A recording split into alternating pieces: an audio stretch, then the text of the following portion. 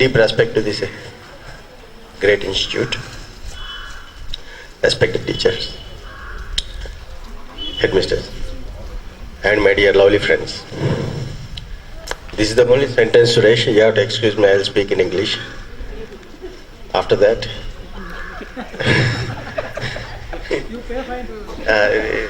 నాకు ఇచ్చిన అసైన్మెంట్ ఏంటంటే మాతృభాషను నేర్పిన గురువర్యుల్ని పరిచయం చేయమని. మరి ఆవిడికి తెలియాలి కదా, మేము 25 ఏళ్ళ నుంచి పై దేశంలోనే ఉన్నాం, అయినా కూడా ఆవిడ నేర్పిన విద్య మేము మర్చిపోలేదని ఆవిడకి తెలియాలి. సో అందుకే తెలుగులోనే చెప్తున్నాను.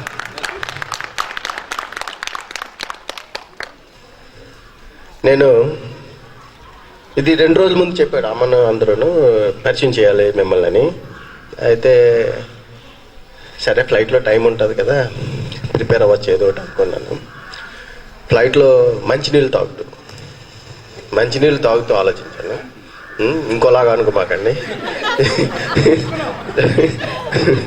మంచినీళ్ళు తాగుతూ ఆలోచిస్తే డైరెక్ట్గా పేరు పెట్టి ఇంట్రడ్యూస్ చేసాకంటే తెలుగులోనే మన తొలి ప్రయత్నంగా చిన్న పద్యంలా చెప్తే బాగుంటుందేమో అని మొట్టమొదటి ప్రయత్నం. మేడం ఎన్నో తప్పులు క్షమించారు,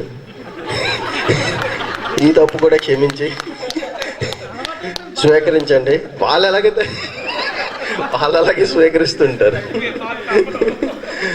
ఇప్పుడు వదులుతున్నాను అస్త్రాన్ని. అమ్మ అనేది ఒక తీయని పదం అయితే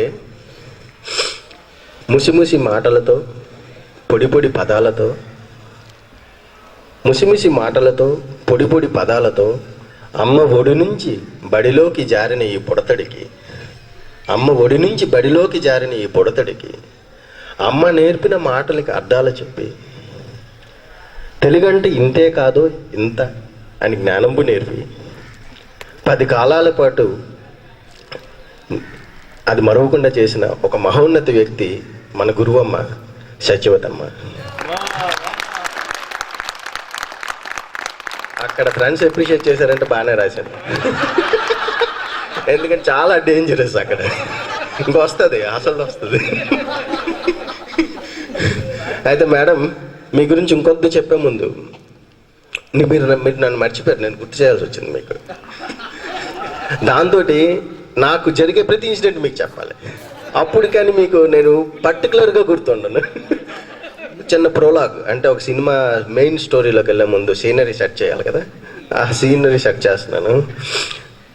నేను స్కూల్లో ఉన్నప్పుడు అలాగే కొందరు ఉత్తమ విద్యార్థులు కూడా చాలామంది ఉన్నారు. క్లాస్ ఎప్పుడైపోద్ది, రోజు ఎప్పుడైపోద్ది ఇంటికి పారిపోదాం. ఇలా 10 ఏళ్ళు కోరుకున్నాం. అంటే KG1 KG2 కాదు, అప్పుడు చిన్నపిల్లలు. తర్వాత నుంచి 10 ఏళ్ళు కోరుకున్నాం. అలాగ ఎందుకు కోరుకున్నారు అని చెప్పి 30 ఏళ్ళు బాధపడ్డాం, అది వేరే స్టోరీ.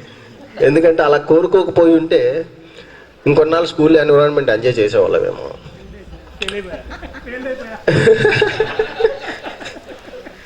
అయితే నీ మొహం చూడండి. అయితే ఇందులో చెప్పేది వచ్చేది ఏంటంటే అన్ని క్లాసులకు అలా కోరుకోలేదు మేడం. కొన్ని క్లాసులకు ఎగ్జామ్షన్ ఉండేది, ఇష్టం అంతే.